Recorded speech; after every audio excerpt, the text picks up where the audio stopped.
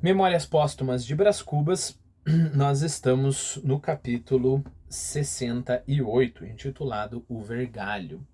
Olha, pelo contexto, você vai ver que vergalho é um chicote, né?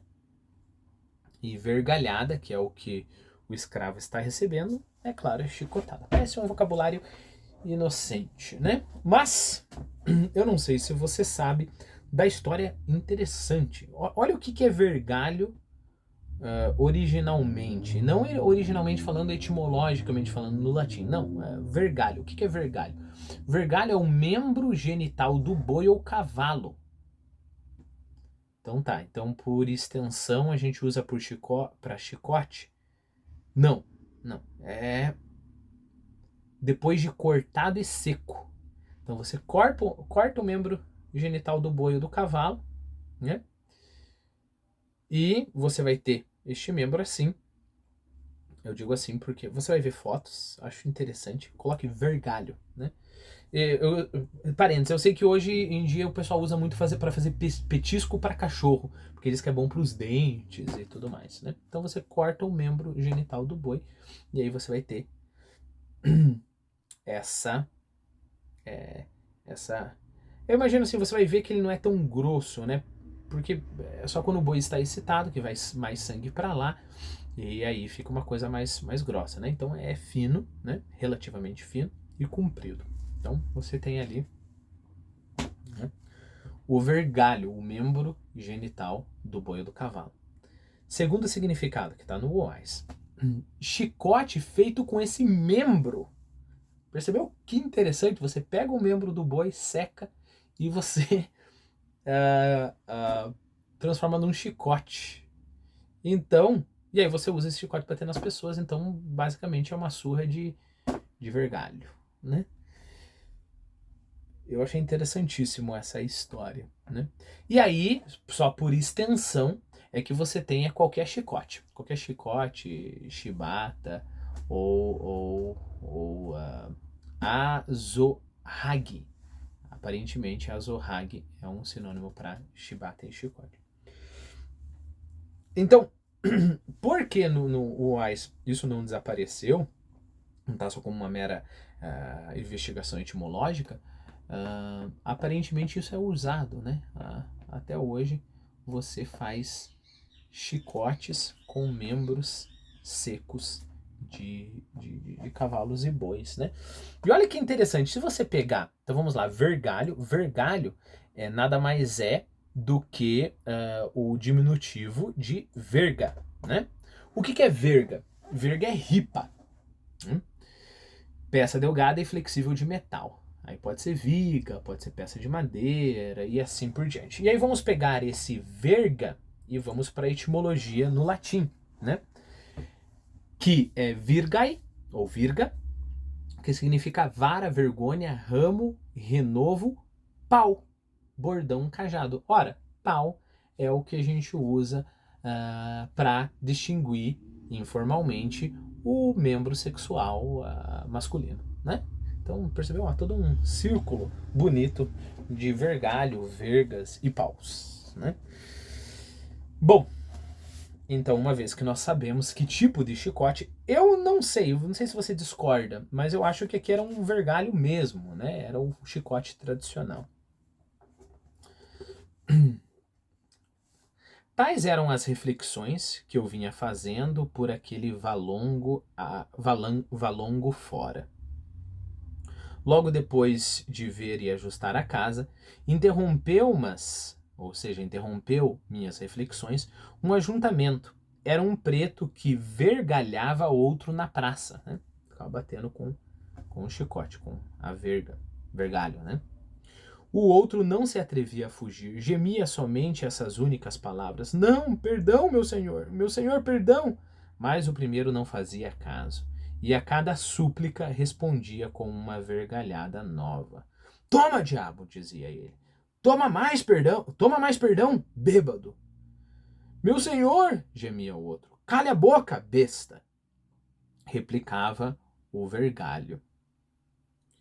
Parei, olhei. Justos céus! Quem havia de ser o do vergalho? nada menos que o meu moleque Prudêncio. Lembre-se, o Prudêncio que serviu ele quando ele era jovem e servia de cavalo quando o Brás Cubas era menino, né? O que meu pai libertara alguns anos antes. Cheguei-me, ele deteve-se logo e pediu-me a bênção. Perguntei-lhe se aquele preto era escravo dele. É, sim, nhonhô. Fez alguma coisa? É um vadio e um bêbado muito grande.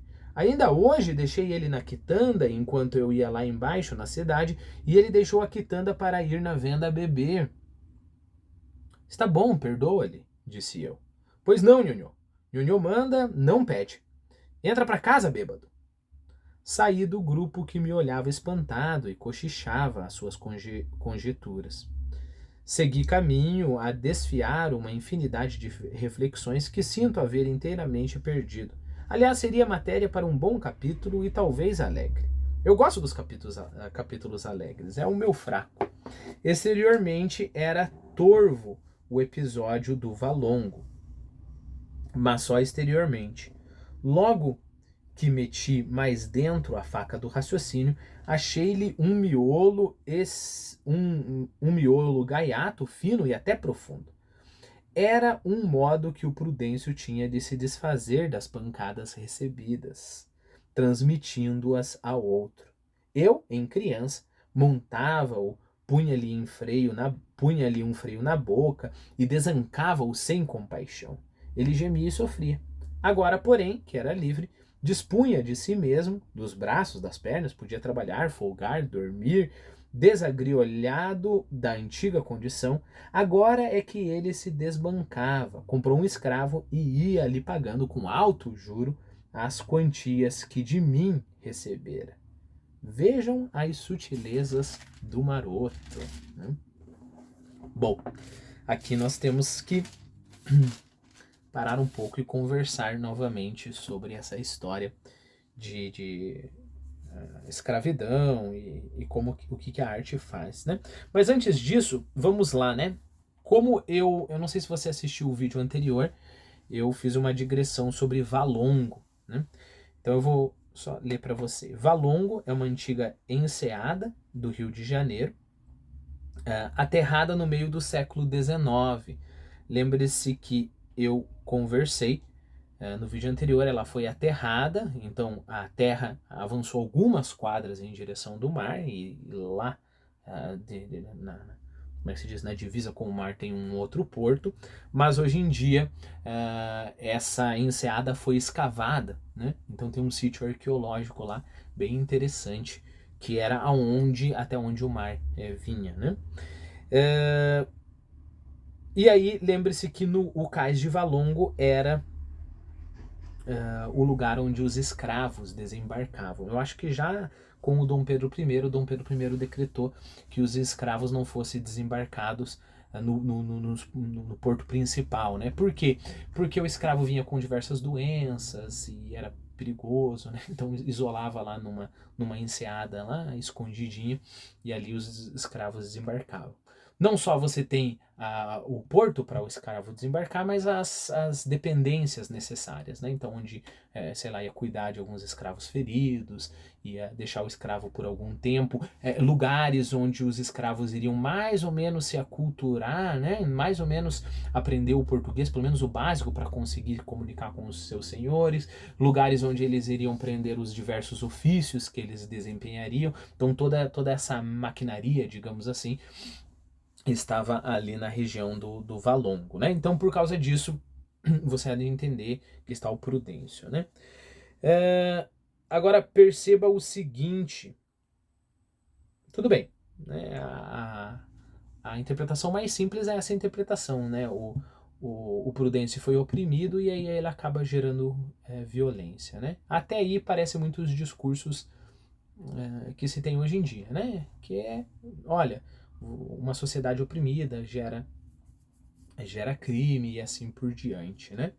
E ótimo, isso é verdade. O problema é o modo como nós hoje em dia enfatizamos isso, né? Como se as pessoas elas não fossem autoras da própria ação. Isso que é o problema. E é isso que o Machado de Assis não faz. Ele não acredita que as pessoas, pobre Prudêncio, ele é mero consequência das pancadas que eu dei nele. Não, ele é muito mais complexo que isso, né? Ele é muito mais complexo que isso. Ora, se fosse só opressão, perceba, tem um monte de coisa que daria problema, né?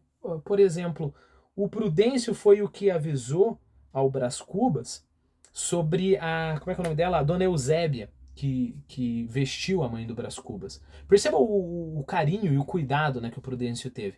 O Prudêncio perguntou, você vai visitar ali a Eusébia? Aí o Brás falou, acho que não. Falou, lembra que foi ela que vestiu como é que ele foi, as palavras dele? Foi ela que preparou Minha Senhora. Então ele tem um determinado carinho por ela. Também essa própria cena, né, ele tá lá batendo no escravo dele, e de repente chega o Brás, ele pede a bênção pro Brás, e o Brás fala, não, perdoa o teu escravo. Ele fala, não, se o senhor mandou, eu vou fazer, né? Aí você pode falar, não, mas é a diferença de classe social. Pera lá. Tudo bem, ele não poderia virar e meter o chicote na cabeça do Brás Cubas, porque agora você vai pagar. É claro, teria, como é que você, a diferença, né, de poder. É claro que o Brás Cubas chamaria a polícia ficaria na lado dele. Tudo bem, isso eu concordo. Mas por que o Prudêncio, por exemplo, não fez, tipo assim, senhor, você não tem nada que mandar aqui não, e se ignorar ele? Por que ele pediu a bênção? Por que ele obedeceu o Brás Cubas? Aí você vai falar, não, é por medo? Eu acho que aí é forçar um pouquinho a barra, né? Por medo, o Brás Cubas vai falar, não, você vai voltar a ser meu escravo. Não sei. É muito mais complexo que isso. Olha o que o Machado de Assis está fazendo. O Machado de Assis está colocando pro negro as mesmas falcatruas que todo mundo faz. Não é porque ele foi escravo que ele não faz as mesmas falcatruas. Tanto é que ele termina o capítulo assim. Veja as sutilezas do maroto. Então, o que todos os outros personagens fazem, que é encontrar ali um modo de se enganar, né? Um modo de se enganar para fazer vilanias, o escravo faz também, o ex-escravo, o Prudêncio, faz também, né? Então é um modo dele sentir prazer torturando um outro negro, né? Não me entenda errado, não estou dizendo que não há uma dimensão social ali que o Machado de Assis notou. É claro que ele notou, mas não tem esse simplismo que hoje se faz, né? Pobrezinho, viveu na favela, então, e foi lá e estuprou uma menina de 15 anos. Pobrezinho é que ele sofreu. Sofreu uma ova, né? Sim, pobrezinho, vamos ajudar todos, vamos tentar dar condições sociais, principalmente educação verdadeira, mas uma ação tua é uma ação tua. Você é autor das suas ações, né? Se não fosse assim, nós seríamos meros joguetes, né? Da sociedade, dos nossos impulsos psicológicos e assim por diante. Não, nós somos autores, né? Então tem como defender as duas coisas ao mesmo tempo. Tem como você querer melhorar as condições, por exemplo, de uma favela que gera muita criminalidade e ao mesmo tempo culpar um criminoso pelo seu crime, que é a coisa mais óbvia, né? Ele estuprou, ele é estuprador, né? Ele matou, ele é um assassino. Então, merece pagar por isso. Só que, ao mesmo tempo, vamos tentar ajudar, melhorar as condições para que não se gere tantos estupradores, criminosos e assim por diante, né? Mas uma coisa não elimina a outra. Então lembre-se, no final o Machado de Assis não pega a via simples que a gente costuma pegar, né? Ele está denunciando aqui, né, a injustiça social. Tudo bem, existe injustiça social, mas não é só isso não, né? Mesma coisa o cortiço. O cortiço, a pessoa fala, olha como a pessoa oprimida vai gerar criminalidade. Tudo bem, também é isso, mas pro Aloysio Azevedo, no cortiço, todo mundo é dominado pelo meio, né? Não é só o oprimido, o pobre, é todo mundo, né? Então cuidado para não ler essas coisas com os olhos enviesados do presente, né? Deixa eu ver, que eu coloquei aqui, a vida não é simples e não é bem simplificada, né? Tá, e perceba, algumas vezes as pessoas leem uma passagem dessa e ignoram, então ignora o fato do Prudêncio respeitar o Brás Cubas, de ele amar a senhora dele, ignoram o fato o pai do Brás Cubas ter dado a alforria para ele, sem mais nem menos, ignora isso porque não se encaixa com a teoria. Não, a teoria os escravos são oprimidos e o Machado de Assis está denunciando isso. Mas isso que não se encaixa na tua teoria, ah não, isso eu coloco debaixo dos panos, né? O nosso esforço deve ser o contrário, não é que você tem uma teoria, uma interpretação e você vai filtrar os fatos. A literatura faz o contrário, ela mostra os fatos e aí às vezes você tem uma teoria que vem disso e muitas vezes a tua teoria, mais das vezes, não abrange todos os fatos aqui. Então, vamos dar primazia ao livro, aos fatos que merecem.